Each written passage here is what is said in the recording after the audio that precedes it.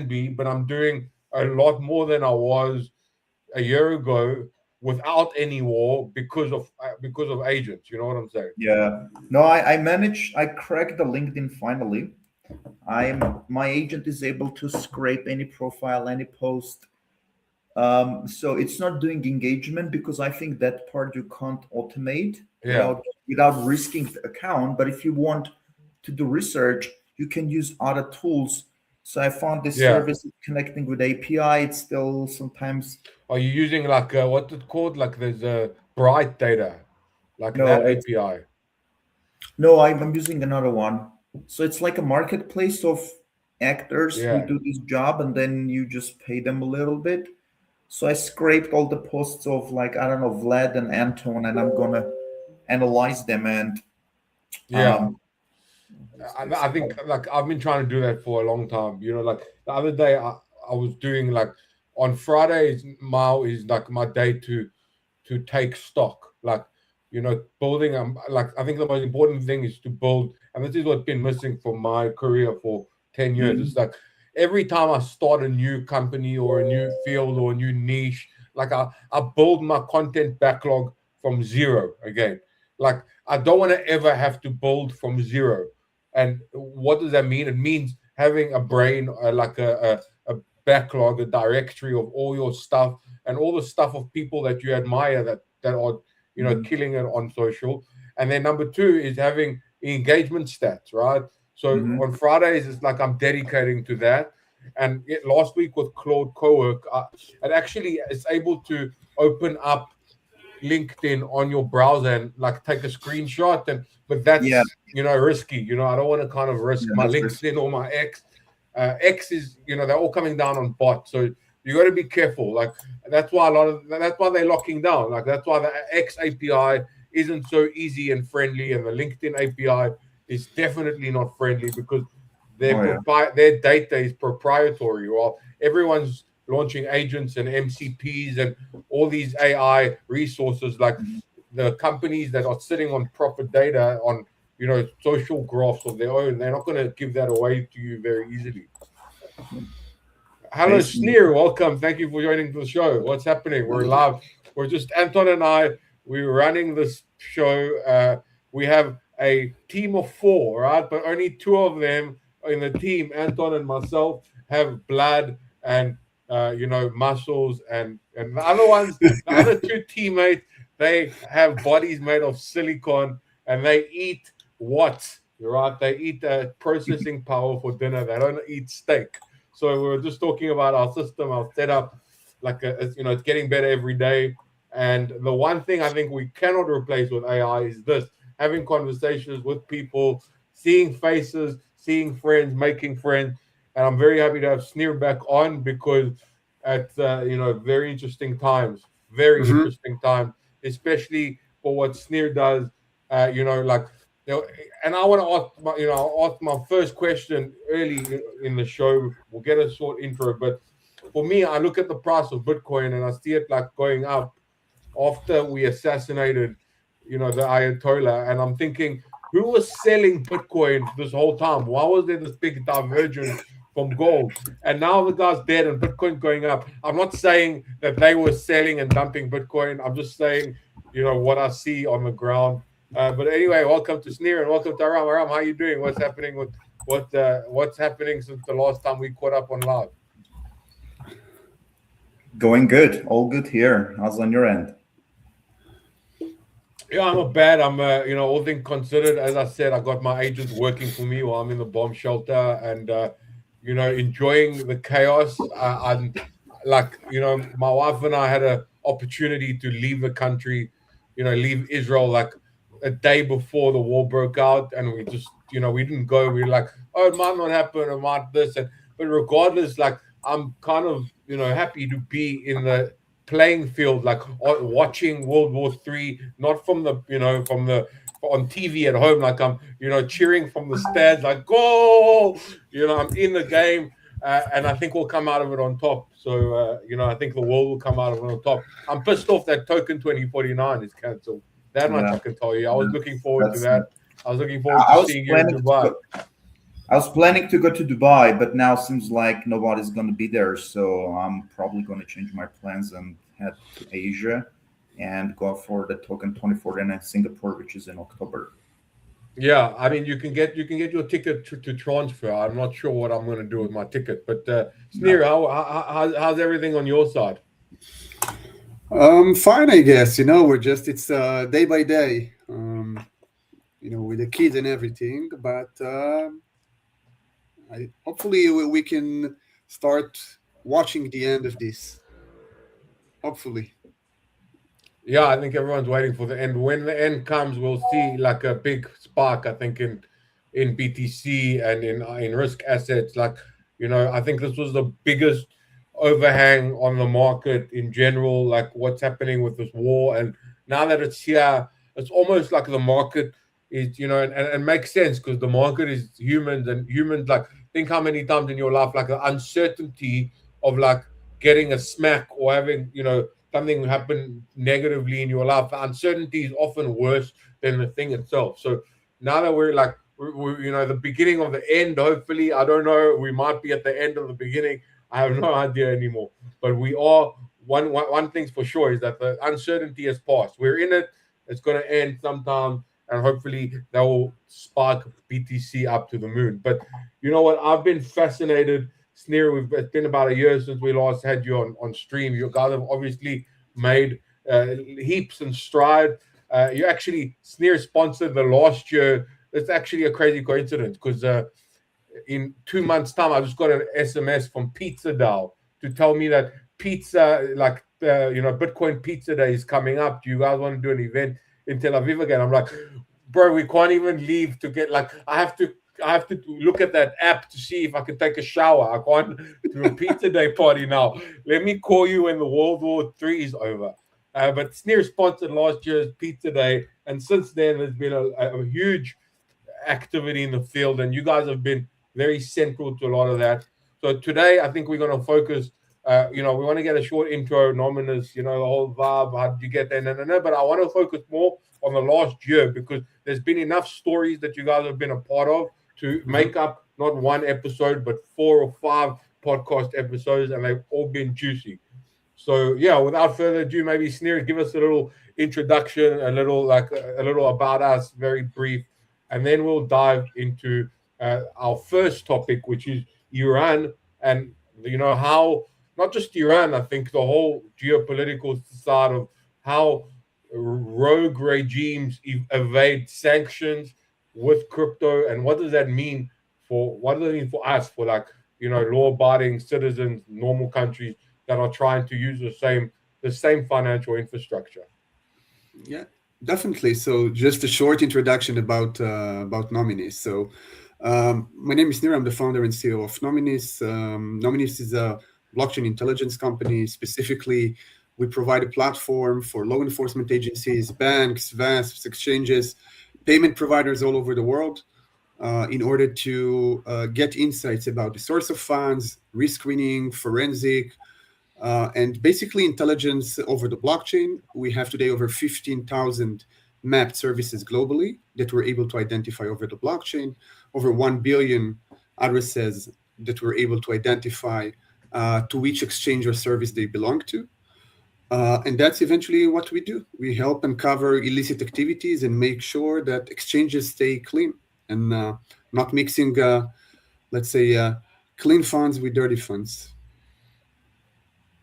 Yeah, for sure. I mean, we've always had this discussion about what is clean, what is dirty, like, but I don't want to get into the gray areas now. I want to go into the very dark area, and that's Iran, that's Venezuela, that's Cuba. I don't know which countries you have specific experience with, but a lot of what you guys do is working with law enforcement to track.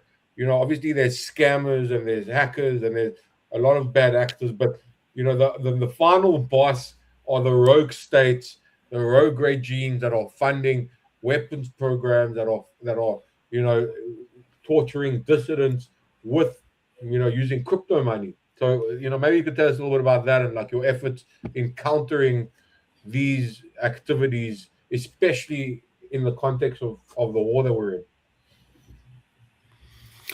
Yeah, so Iran, usually even with our clients, we try to divide Iran into two parts. There is the, let's say, the legit people, majority of them, and there is the IRGC. The problem today with this is that a lot of the IRGC funds are getting mixed with legit people funds. In terms of Iran, this is why exchanges, especially the big ones, aren't able to receive funds from Iran because it's all mixed up with funds that link to the IRGC. In Gaza, a completely different story. Gaza, they're like, we think sometimes that Israel, the community in Israel is very strong and using crypto. In Gaza, that's a completely different level. They are years forward, let's say. Okay, we're talking about hundreds of exchanges, OTC desks, on the street, Telegram, everything. You can easily switch money without issues, we can say. So you're saying if I want to get cash for crypto, I should go to Gaza? That's what you're saying. I think it will be, to be honest, Dudu, it will be easier for you to change crypto to shekel in Gaza than in Israel. There you have it. But like so how does that, like, that's very sad to hear, because obviously most of the Iranian people, are peace-loving, innovative, beautiful people. They earn their money. They want to take it out there. The real is, I've got a poly market right now open, whether it would hit 1.7 million to the dollar or 1.8 million to the dollar. So they're suffering, and nevertheless they cannot use exchanges because the exchanges cannot tell what's IRGC money and what's just law-abiding citizen money. So they just block off the whole of Iran. And Russia had that as well.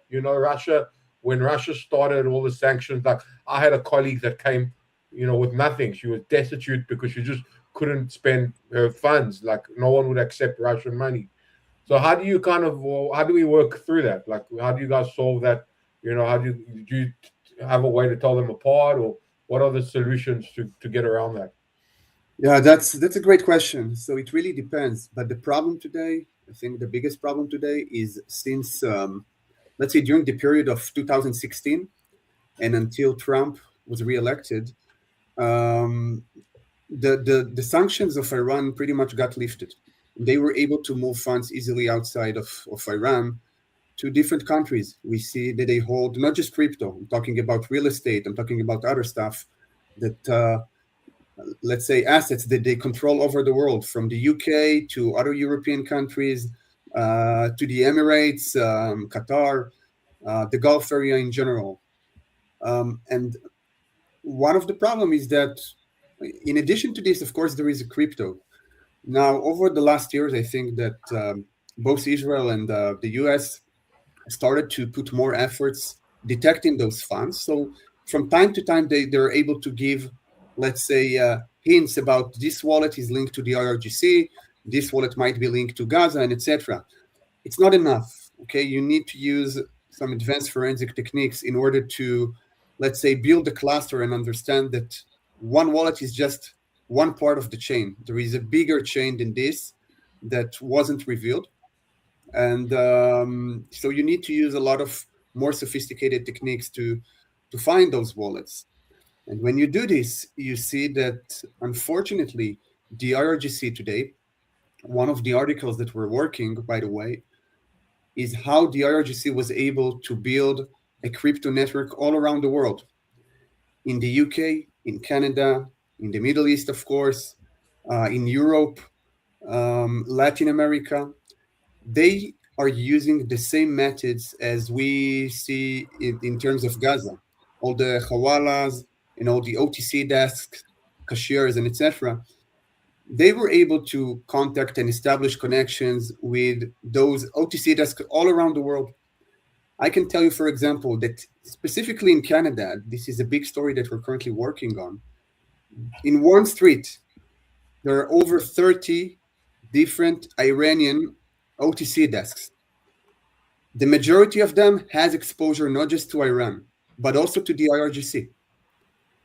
And unfortunately, today, no one really knows about it. It stays under the hood. And that's a problem. And this is just one country. They're doing it all over the world. That's mental.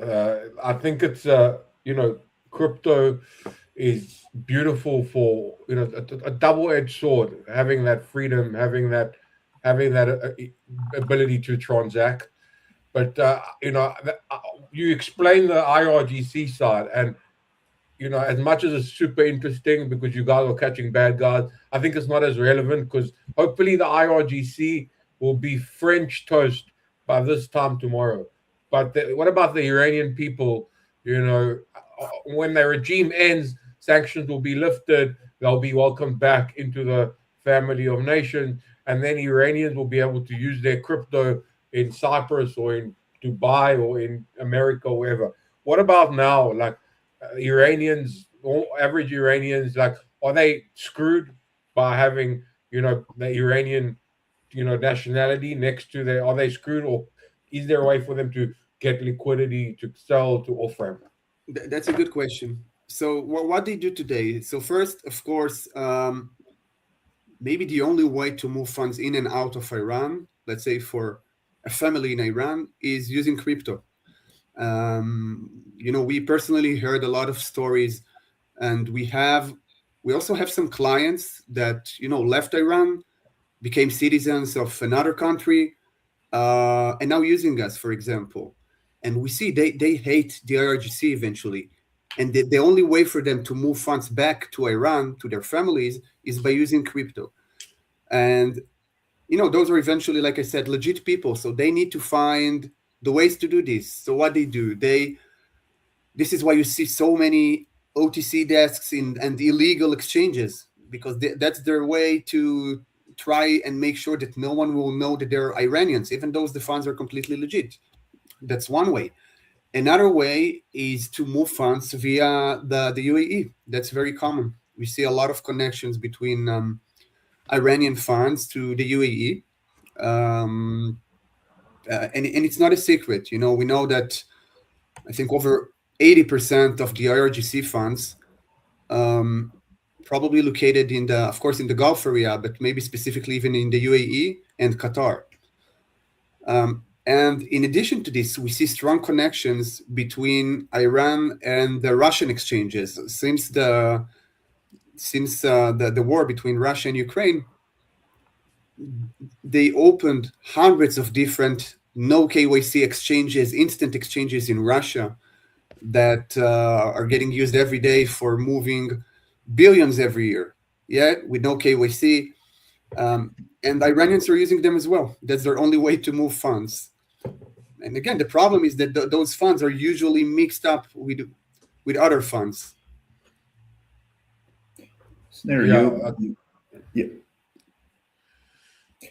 I wanted to ask you something, right? So we've talked about Gaza, we've talked about Iran, Russia. I want to understand a bit deeper, kind of go a bit deeper. What kind of crypto are they using? Are they using Bitcoin, Ethereum, which are permissionless, decentralized assets, or they're using centralized assets like USDC or USDT? And if they're using USDT or USDC, then do you think Tether or Circle should be doing more because they can freeze the funds, right? So you said there is so many OTC exchanges in, I don't know, Canada or other countries in the Gulf. If they are using centralized currencies, why aren't the funds getting frozen? If you have the intelligence. Absolutely. So let's divide it into two parts. One of the incoming streams of the IRGC is Bitcoin mining. The estimations are that every year the IRGC made over $3 billion in mining of Bitcoin. However, this is not the main way that both Iran, IRGC, and Gaza moving funds. It's mainly stable coins. It's mainly Tron, and it's mainly USDT. That's what we see. Why is that? We saw, for example, that a few years ago, Circle understood that Tron may be one of the most adopted blockchain in the world, They understood that a lot of illicit actors using Tron today. We see it in China. It's dominant there, like in insane amount of transaction over the top 100 active wallets. A lot of them are Chinese. Guarantee services, illicit services that using USDT over Tron. So Circle made a decision and they said, okay, I'm not going to do this because I won't be able to handle all the requests that I will have. So they stopped supporting. So we have, let's say, two main stable coins over the Tron network that are getting used by illicit actors. First is USDT. Second is A7A5, the ruble-backed stablecoin. Third thing that we start seeing is USDD. That's pretty much small, but we keep seeing more and more adoption of it by the Iranians and the IRGC specifically instead of USDT. Still not the same amounts as USDT, and of course not the same amounts as A7A5, which is used by Russians.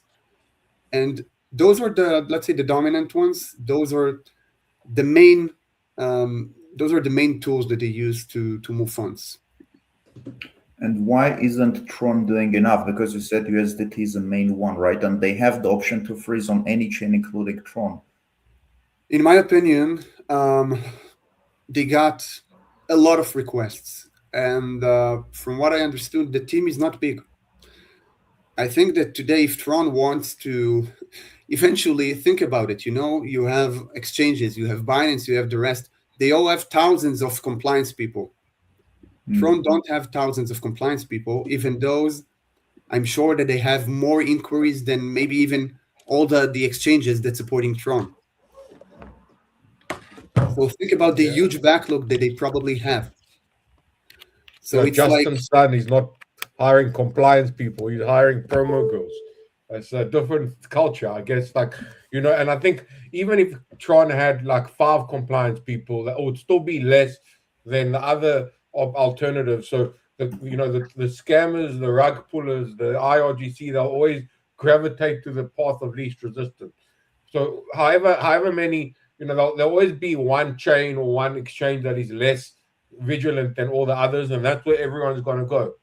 That's kind of where people are going to go. But I do want to ask a question about stablecoins before we get to our next story that we wanted to discuss as well.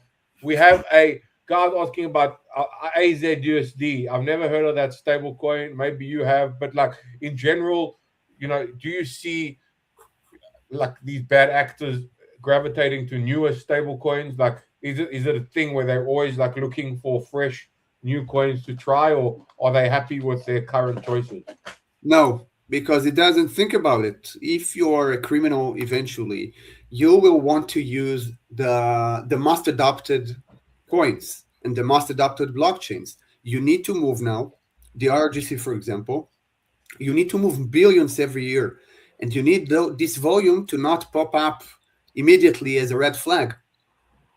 The only way to do this today, as USDT and USDC are the main stable coins today in the world, is to using either A or B. B, you got blocked. USDC barely used for such activities, so they have only USDT. The crypto space is still too small for criminals to try and shift to other stable coins and and native coins. Yeah, definitely. They want to kind of, they want to go where the volatility, where the volume's at, where the liquidity's at, like everyone else. Yeah, I think we have an, do you have any other questions on the Iran story, Aram? Would you like to move on? No, I think we're clear on this one. Let's just move on. I have one more thing maybe to add. This is super interesting. Yeah, Aram, where are you from? I'm originally Armenian. Armenian, yeah, that's what I thought. So again, the problem with the IRGC, we see not just I've mentioned before Canada, I've mentioned the UK, yeah, Armenian exchanges, Georgian exchanges, they're all exposed to our IRGC funds. Tens and hundreds of millions in stable coins that moved through those exchanges. So they literally built a network all over the world: Russia, Europe, Armenia, Georgia, everywhere, everywhere. And that's a problem. They contaminated the entire world today with their bad crypto.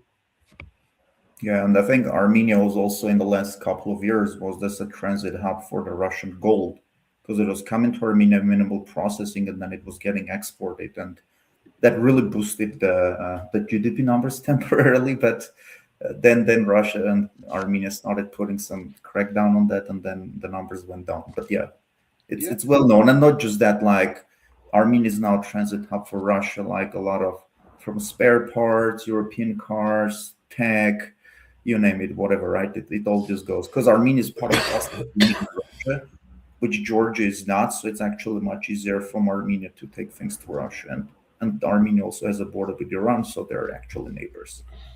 Yeah, I know. Yeah, Armenia is in the center of all the balagan today. Yeah.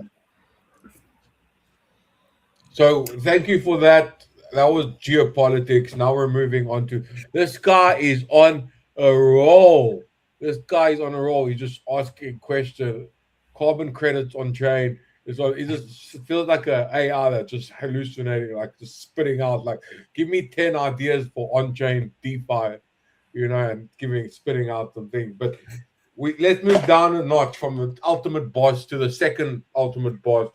I guess they kind of connected because I think there might have been some North Korean involvement in the next story. But Aram, do you want to kind of introduce the next story? Yeah, I want to talk about the Bybit hack, which was the largest crypto hack in history, about $1.5 billion funds. I mean, if you think about it, that's a huge amount. And North Korean Lazarus Group, which has been very active and has done a lot of other hacks, is responsible for this. And essentially, what they did, they injected a malicious code in the signing UI user interface, which was the safe wallet, and then the Bybit actually approved it. So in a way, it was a human and process flow. So I want to ask Snare, when you work in compliance, when you hear this kind of things, like what's your first reaction to that? So first, we try to understand which wallets are connected to this, because every security incident became a compliance issue. So those are, even though it's not the same, there are security companies, there are compliance companies, they do different job. But every security incident became eventually a compliance issue because it's stolen funds. The Bybit hack was huge. There were over, I think up for today, we're talking about over maybe 20,000 wallets that were involved in laundering those funds. That's a huge amount of wallets in multiple blockchains. And one of the things that just got published, not really got published, but one of the interesting thing that, let's say, were uncovered recently is that some of the funds by the Bybit hack was laundered by the same channels that funded the IRGC. I'm not saying all of them, but part of them were funded by the same services that funded the IRGC. And this is something that we always say, bad guys working with bad guys. It doesn't matter if you're from China, Japan, North Korea, Iran, or the other side of the world. Eventually, they find themselves using the same infrastructure. And that's exactly the case in the Bybit hack and the IRGC, using the same technique. Funds that were laundered from the Bybit hack were eventually sent directly or indirectly to the IRGC. That's wild. I think, wasn't it North Korea involved in that as well? Are they like the Lazarus Group? So, the estimations are the Lazarus Group are pretty much, this is North Korea, of course, an attacking group that was adopted, or this is the actual North Korea. Like, Israel and some of the rest of the countries have pro-Israeli groups and etc., or pro-Iranian groups. This is probably part of the, of the army or the government. Yeah, I mean, it's fascinating. Like we said, bad guys working with bad guys, and it makes sense that it makes sense that not everyone is necessarily like IRGC or North Korea, or that makes sense that there are some like middlemen, just like you would have brokers and OTC guys, dealing with hedge funds. You have OTC guys that are dealing with IRGC money, with hack money. My question is, have any of these guys met justice? Like, has they have what's the enforcement like? Are we catching these guys? Are we putting them behind bars? Are they meeting their match, in the legal system? It's too slow today. It takes too much time. In one of our slides that we've published in our pitch deck, 1 year ago, we identified an American VASP that constantly laundered funds for dark web markets, for illicit actors, sanctions evasions, and etc. We had this slide for over 1 year, and then a few months ago, finally, the regulator in this country decided to sanction them. It takes a lot of time between private companies are finding those illicit actors, and until, unfortunately, law enforcement agencies are able to block or shut down such services. Too slow. Yeah, the law enforcement always acts too slow. You know what I'm saying?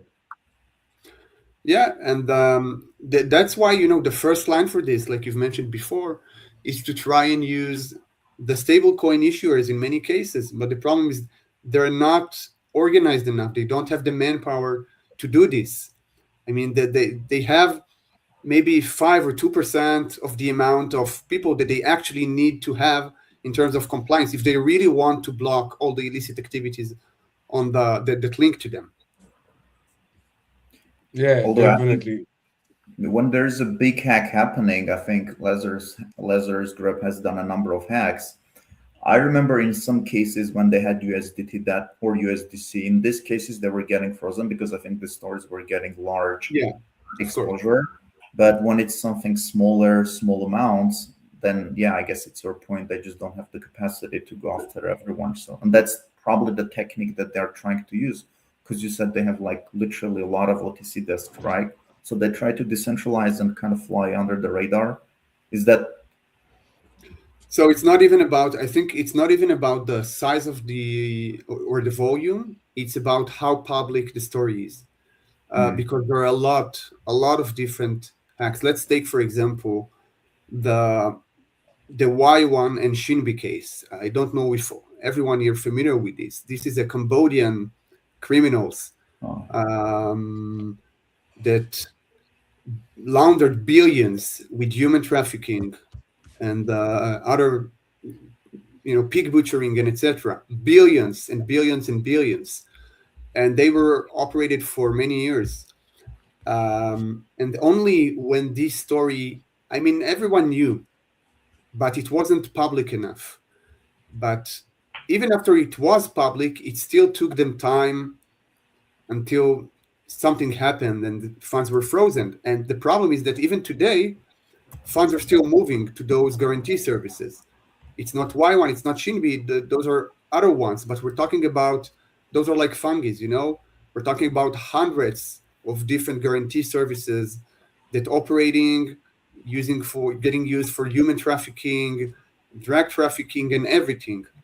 And that's huge. We're talking about, again, billions, but no one is talking about it too much. Yeah. By the way, I wanted to ask something which I don't know, a lot of people might not have heard of it, but there was the Prince Group in Cambodia, right? Recently, I think at the end of last year, and then there was this story that US seized 14 billion in crypto from that group. But I understand it wasn't like they went and caught the person and they seized the funds. So there were a lot of different stories how they did it, and the government wouldn't say how they did it. So do you have any idea or hypothesis, or what's your best guess how they got their hands on the funds without actually catching the guys on the ground in Cambodia? So the funds were, they were divided into multiple blockchains. It was Tron, it was Bitcoin, it was part of that. That was a huge, pyramid. Eventually, it has a lot of different companies. I know in terms of law enforcement agencies and techniques, there are different techniques from, malwares to the phones and everything like that. So, they have the capabilities. We see it globally, hacking phones. I don't think that any, let's say, brute forcing of the private key happened here. It's not the Yeah. case. This is probably one of those cases that they were able to get access to the private key by getting access to phone or anything like that, server. That was the concern, that if the U.S. government could do this to criminals, does that mean they can also potentially do that to, I don't know, other people, like, who are not necessarily criminals? Because there was this question, this discussion on X that I was seeing, that the government wouldn't tell you exactly how they got their hands on the funds, which is a good thing in this case because they're criminals. But then if they didn't catch the people and they used some other techniques, then as a regular citizen, how safe you are from this kind of things. That was the whole thing that made some people uneasy. Yeah, eventually, we see today we're not in the blockchain is pretty much transparent those days. It's not easy to launder funds unless you are North Korea and you have the channels to do this via Russia, via multiple hubs, 20,000s of wallets and etc. Most of the criminals don't have those capabilities. Even if they try to obfuscate the source of funds or to mix it, when we're talking about such amounts, to make it more easy to even to do demixing for them. So I think again, today it's don't be a criminal. That's the bottom line. If you're a criminal and you steal funds, you should take into consideration that probably someone will catch you. I wanted to ask you one more thing, because you mentioned the thing that blockchains are public, which is the case. And last year we had this narrative about private blockchains in Q3, Q4, and that resulted in a number of privacy stablecoins like Zcash, kind of like increasing 10x in their valuations, right? And then you had this other trend on Ethereum, which is doubling down on privacy. And then you have all these other privacy protocols like Zema, like Railgun, like Veil on Base, etc., right? So, and they kind of offer you like a layer where you can go and do kind of private transactions, and then you can offer them back to Ethereum. And most of this is it's in a lot of cases you also have to prove that whatever fund. Dude, where you at in the world, bro? Did you get one of these? Wow, crazy. Where'd you live? I live in Rehovot, so I got as well. Yeah. Okay. So let's see. I always like it's like 80%. We get basically around. We get these pre-warnings, right? Yeah. From when it's from Iran, because we can see it coming, right? So they get the pre-warning, and then if they don't shoot it down, then we get a rocket siren 8 minutes later, right? So now you have like 8 minutes to, and then if you get one more, then you have to go basically. Yeah, so we have to get one more soundbite from him, because if we go down, we don't come up for a few minutes, and then it's that. So what I want to end with, the off-chain data part, I think it's super critical, and that's now soundbite. We're talking a lot about tracking bad guys, right? But when I kind of open the chain, everyone can see 0x addresses sending to other 0x addresses. Obviously, you have some other kind of data that allows you to label and cluster and target and label, kind of classify bad guys. What the secret source, as much as you can tell me, let me know. And I also wanted to ask Elon's question. It's a great question. I don't know what Hawala means. It sounds like a party. It sounds like we're having a jam. But maybe you could pick one and answer whichever one you think rubs off better in a nice snippet. Yeah, so Hawala, it's we won't be able to explain it in the 3 minutes. So the off-chain data, that's it's not just off-chain, but let's say that Telegram today, GitHub, forums, they're gold mines. If you know how to work in scale and to extract data from those sources, you're able to connect a lot of wallets to, and even social media, by the way, you're able to connect a lot of wallets to real world entities, or at least to scams and other stuff. So the idea is that once you have enough information, you can start building some heuristics and say, okay, that wallet was connected to scam A, scam B, scam C. It's probably one of the managers, one of the main owners, and etc. And then you can expand the attribution that you have. It's always about how many wallets that you have and how deep are you able to extract data from off-chain. And when I'm saying off-chain, it's everything: social media, GitHub, dark web, deep web. And we've built engines that are able to do this in scale. Awesome. Thank you so much. Maybe we can talk a bit about Hawala until we wait for the siren. Yeah, so Hawala is a method eventually, Hawala, you can do it in many ways. You can do it with gold, you can do it with cash, and you can do it with crypto. And we see that's what I've mentioned at the beginning for the IRGC as an example, and also in Gaza. Gaza, super common. Yeah, we're talking about, like I've mentioned, I think that we've mapped up for today maybe close to 1,000 wallets that link to different Hawalas in Gaza. Now, how they operate, basically you want to move funds. You have a branch in Gaza, you have a branch in Turkey, UAE, any other places. And you can get crypto or cash in one of those branches and then move it on the second branch, again, crypto or cash. And you don't need to move the funds between the countries because in many cases, this is the same entity. That's one option. In other option, it's more about, let's say, personal connections between different Hawalas that they know that they can trust each other, that the debt will be paid. So they're able to move funds not on the blockchain from inside the countries that they're living in. Like one of the articles that we're going to publish is about Bitcoin Lightning. The Lightning Network, some sort of Hawala. You're doing a lot of transactions, and then after some sort of time, some time, you do the closing of the position. Same idea like Hawala, exactly same idea. So that's how it works. Yeah. So Hawala is basically channel-based payments, but for criminals.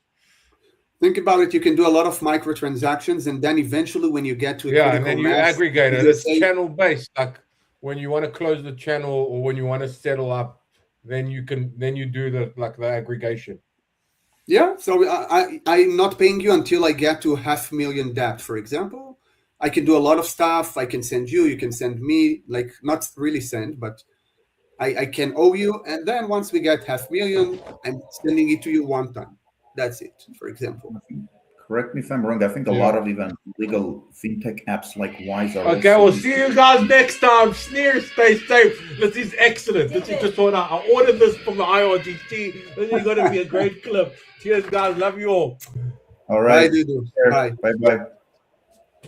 Aram, for now, I don't have a siren, so I can stay. Yeah, right. Yeah, let's stay until hopefully.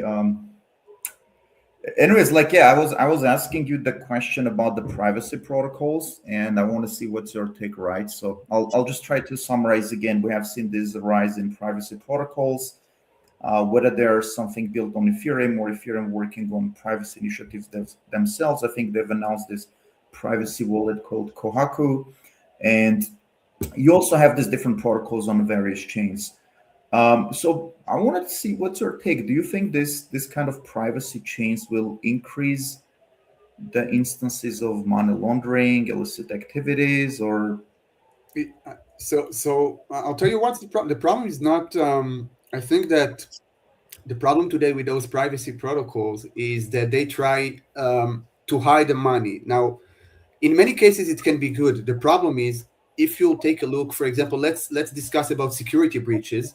You'll see that the first funding of some security breaches, exploits, were made by breaches like Railgun that you've mentioned.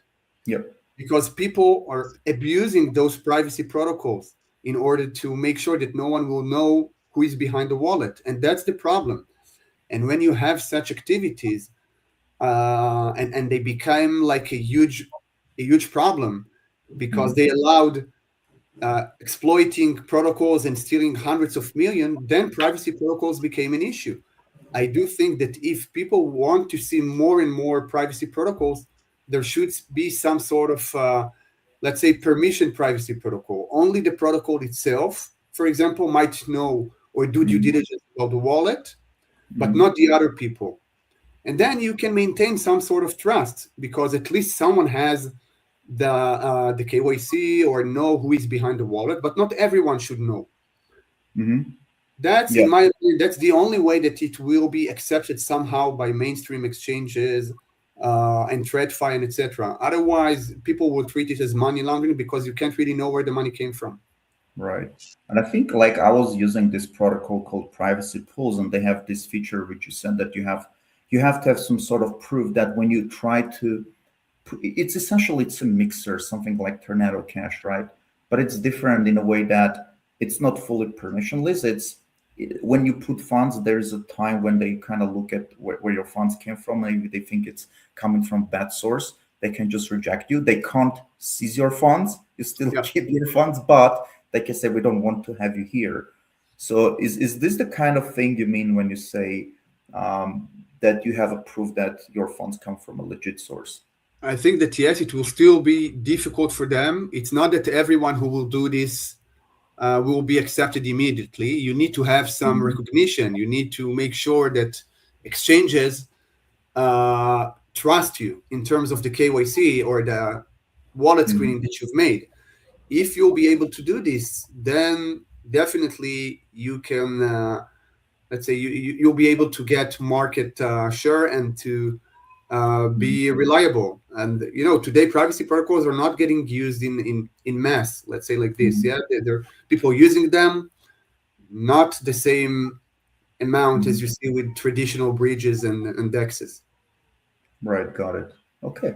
I want to shift the gears a little bit and talk a bit about what's happening in Europe. And in Europe, they have the MiCA, right? And it's live. And I want to understand, so in Europe, you have this new regulatory environment. Any exchange that's operating there, they can only have the stablecoin, which is compliant with MiCA. So in this new reality, are you seeing lowered instances of fraud, abuse, money laundering in Europe? Like in other words, is this new regulatory environment, which many argue is very tough and very restricting, is it having its intended effect of reducing the crime, the money laundering? Absolutely no. Absolutely no. The number of illicit activities, I think, rise by 3 times from last year. Wow, in Europe, in EU. And the travel rule, first, it's not implemented yet in all the VASPs. Still, there are huge gaps. And even those that do implement MiCA, still supporting non-MiCA compatible, assets. And again, I think that one of the problems is that a lot of travel rule vendors as well, they need to use blockchain analytics firms behind because they don't have the capabilities. Right. It makes the cost very expensive. So what they do, they choose some cheap blockchain analytics tools that aren't really able to flag illicit activities or bad exchanges. So it just means nothing. They just telling you, okay, you got funds from unnamed service or not even a service. They sometimes flag it as private user. So you don't need to do anything with it in terms of travel rule. So no, absolutely no. I think that from what I see now from the statistics, travel rule did nothing in terms of stopping illicit activities. I'm not saying the opposite, but that's what's happening. 3 times more illicit activities than 2024. What is causing such a rise like 3x? This is like crazy if you think about it. I think 2 things. First, the more knowledge or the more intelligence that companies are collecting over the blockchain, then the more illicit activities that they can see. I assume that one of the, companies are publishing the report of illicit activity of 2024, 2023. Sometimes 1 year later, they discover a huge network of illicit activity. Some of it happened last year, but they won't update their report. So sometimes you see this multiplication of 3 times, 2 times, and etc. And sometimes, as we see more adoption and as we see more sanctions around the world, more criminals are heading to stable coins. And then you see it's mainly when we're talking about illicit activities, and this is important, a lot of it linked to China today, to this area of the world, to China, Cambodia, and etc. Okay, I see. So your point is that this 3x growth, it's the one that has been detected, but the actual thing that's happening, we don't really know, but it probably in 2024, we might have had more issues that it hasn't been published, discovered. Yeah, that's your case. Yeah, definitely. Ah, that's interesting. Okay. And in terms of the regulations, right? So Europe, EU is trying to kind of craft this image of a more regulated place, more safe place. They talk all the time about protecting their users, investors, etc. Why is that these regulations are not working? What's the reason? Like, are they not crafted properly, or they're not implemented? What's the reason? Is that because you said some companies are choosing not so good, I don't know, data intelligence providers, or is the laws that are substandard? It's a combination. I think that first they try to use the same rules for TradFi towards crypto, and that's an issue. You can't implement the travel rule one-to-one on the crypto and say, okay, you need to make sure that the sender, you need to know who sent it, you need to know how, and etc. And in some countries, they even took it further and said, okay, because of the travel rule, you can only move funds between exchanges and not between private wallets and exchanges. So no one really understands what to do with this. They know that they need to do travel rule. They think it will help because it helped somehow in TradFi, but they just sometimes forgot that the blockchain is already transparent. If a criminal wants to hide the source of funds, he will be able to do this if he even doing it via exchanges.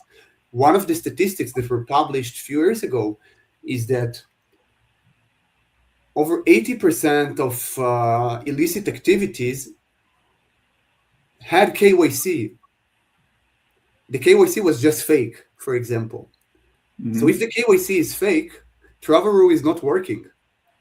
And KYC is broken not just in the crypto space. It's broken in the traditional financial system as well. And in the crypto space, it's even much easier. Everything is digital today, easy to bypass.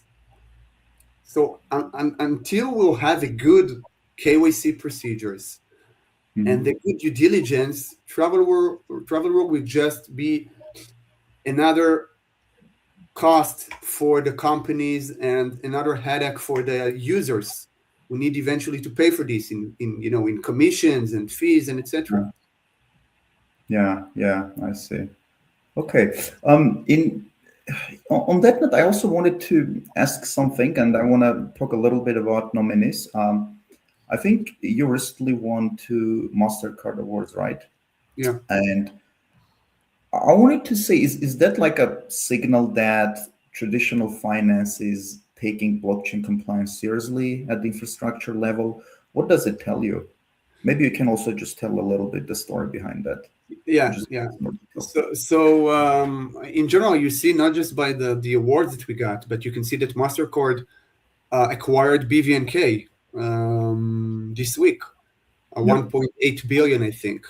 That's a huge signal. I think that the biggest competition for blockchain, or the biggest competition for those card issuers, eventually is the blockchain, because it allows people and companies to bypass the 1.5-2% fee that they are charged by those credit cards, and to do it over the blockchain with small fee. And I think that we got into the point where credit card issuer understood that if they'll keep ignoring it, they will probably start seeing it will probably start affecting their market share. In addition, those credit cards issuer eventually they need as well to sometimes to pay fees for infrastructure, for banks, and etc. Blockchain can help solve it. I think that the main use case or the main problem that blockchain solves today is the fees that we all pay for moving funds globally. Blockchain made it in a way that no one else made it until today. Make it super easy to move funds. No more intermediaries, no more 3 days, 4 days, 5 days, just instantly. And stable coins, of course. So the main use case that we see for such companies is, of course, stable coins. By the way, many of those banks, they do just stable coins. Sometimes they adopt Bitcoin, but it's nothing in comparison to the volume of stable coins that they have. It's like 99 versus 1 or 95 versus 5. Yeah. It's interesting that Bitcoin started as an electronic money. It didn't start as a digital asset, but in reality, it became a digital asset. And then stable coins now they're becoming the default rails for the large financial institutions, for the banks. And then the fact that MasterCard purchased BVNK, which is essentially, it's providing the piping for stable coins, right? So they've acquired that company, and it shows that they're serious. They understand the threat of if you don't adapt, at some point you might be displaced. So it's good to see that they're adapting. Okay, see, we have a few minutes left. So what I want to do is maybe ask you a few like lightning round questions, maybe each one like 30 seconds to 1 minute, and then we can wrap up if Dudu doesn't come back, because I think he's probably not going to be back at this time. Sure.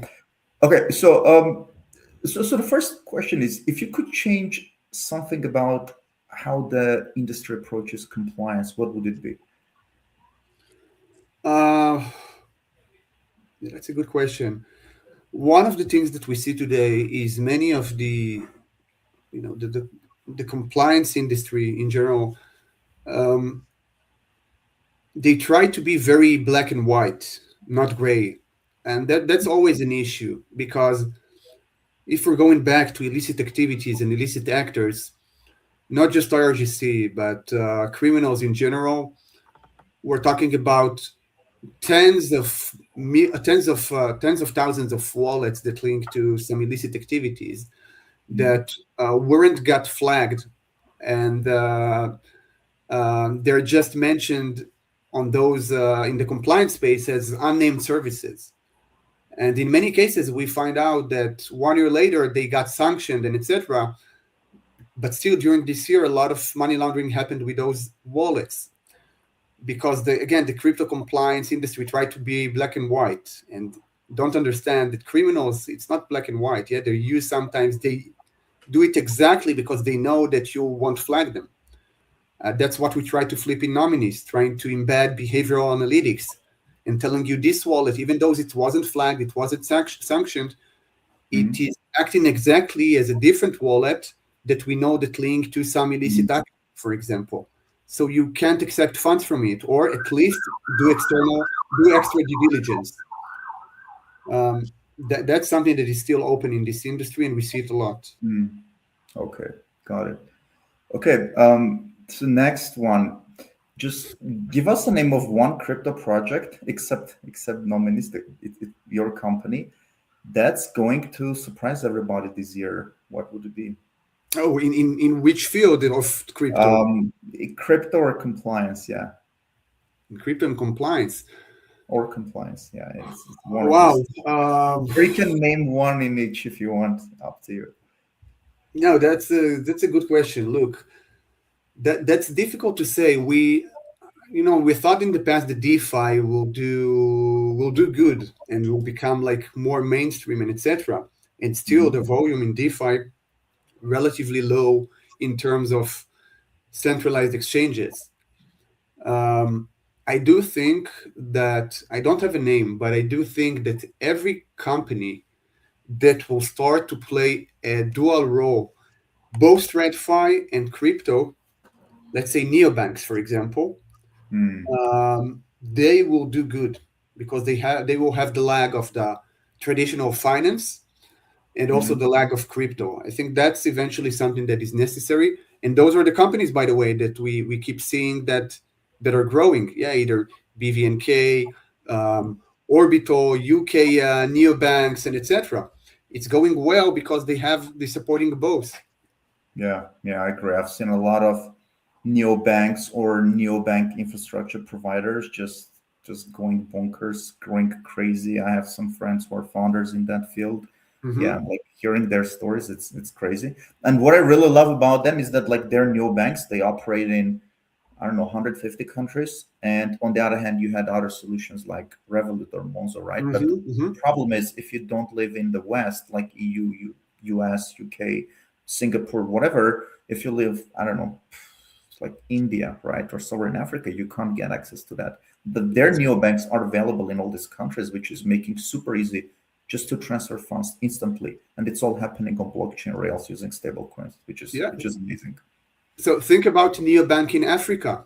That's crazy. That can eat the entire market. Yeah, and it, like also chains like we talked about Tron, right? Like they're super popular in these developing countries, and they're almost non-existent like in America. And I don't think even Coinbase supports Tron. They don't, because I have like different exchanges. They don't support it, and I can understand why. Okay. What's your take? What's the biggest risk to crypto in 2026 that's nobody's talking about, that everybody's ignoring or taking for granted? Shutting down the internet. Let's go back to Iran. Okay, guys, I'm already making plans to go like to the mall and the kids. Wow. But I hope you had a great chat without me. Yeah, I was asking him the last few quick questions, and I was asking him what's the biggest risk to crypto in 2026 that nobody's talking about. So he was just about to answer before you came back. Yeah. So I said shutting down the internet. We see it today in Iran. The volumes since the war started, the volumes were decreased dramatically because people can't move funds. Only 4% of the people there have internet now. And I think, you see it. That's if you're taking down the internet, crypto can't help you in this case. Beside this, I think that crypto became too mainstream today for countries to shut it down and say it's not accepted anymore. So the problem will be technological eventually. Internet is down. We will figure out some huge exploit or breach in one of the biggest wallets that holding funds for you. That's the only thing that can affect badly crypto today. Okay. In my opinion, I think again, regulation, we see that, especially in Europe, that it keeps being more pro-crypto. Because I remember hearing, I don't remember the name of the protocol, but I was reading about it. Essentially, they're building this decentralized protocol, and I think it's using Bluetooth. No, not Bluetooth. I think it might have been Bluetooth. And essentially, it's just becoming a mobile-to-mobile connection network for such cases when a government tries to shut down the internet.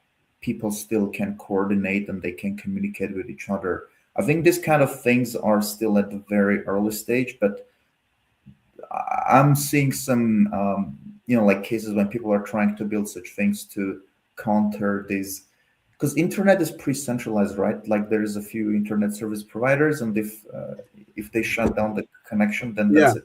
They're just on the grid. So let me throw an idea. You're using Apple. You have the what's the name? The tag. So do Apple Chain. Use the same technology that they use for tracking your luggage, and do a blockchain that is only that you can do Apple to Apple funds moving without connecting to the internet, just by using the proximity of the phones. Yeah, I think that could be quite useful in some countries, where like North Korea also, right? I think like in general, most people don't have even internet there. It's not that the government is shutting down. It's just that you don't have internet. Also the same in a lot of countries in Asia and Africa. Okay, I guess I have the last one here that I wanted to ask. So if you had to bet your portfolio on one thesis in the next couple of years within Web3, what would it be? What would be this dominant narrative that you would bet on? So first, native coins. I think that I'm saying it for years. Yeah, tokens. The problem today with tokens is the utility. No one until today really solved. The majority of the tokens just don't have utility. Unless we'll be able to develop, a specific protocol that has utility in real world, tokens will not work. So if you believe that there will be more adoption, you will need more gas fees. You will need more native coins. And I'm not talking about Bitcoin. I'm talking about, for example, EVM compatible blockchains or anything like that. But until then, tokens still barely has utility in the majority of the cases. Yeah. And when we say token, like technically USDT is also a token. Yeah, but I'm not going to tell you put USDC because you're going to get maybe you'll do better than other other tokens. Yeah, right. Yeah. Like tokens without a real utility. No, I agree with that because we have just way too many tokens, and a lot of the times, even Web3 projects, when they start, they release a token just for the sake of having a token. Yeah. And sometimes token is the product and their real product has no real utility, no users. Exactly. And it's like, okay, so at some point it's all going to explode and then just going to have this 100x massive crash, which we have seen a lot of projects. Exactly. The token should be linked somehow to an application that you can use and really you can benefit from. To, I don't know, even to shopping, to other stuff that you're using on a daily basis. Otherwise, again, you have no utility. Yeah. All right, Dudu, do you have anything else to add? I know we're at time. Man, I've got to take my kids to the mall. Apparently, that's where it's at. That's where the market's at. It's, we've been balancing daycare centers and degeneracy. But it was really good chat to you, Snir, and I'm very happy that we had a siren while we were talking about the IRGC. Couldn't have been scripted better. It was properly heavenly. But hopefully we'll see you next time in peacetime. I don't know what happens, where your business will come from when the IRGC collapses. But you can definitely be sure that, if one bad guy vanishes, someone else will take his place. Especially with crypto and AI agents, I think that's a whole different area that we didn't get into, like what, how to protect security and like all the exploits that are possible now that we're giving, AI agents so much control over our finances. But we'll have to keep it for here. We will definitely snippet this. We will catch you guys. Thank you to Brandon Coyley for leaving probably the most comments that I've seen in my 20 years of doing LinkedIn live streams, right? So thank you to Brandon. Thank you to everyone else for asking questions, for getting involved. And thank you especially to Snir, my co-host Aram, and we'll see you guys next time. Peace out. All right. Thank you. Cheers. Thank you very much.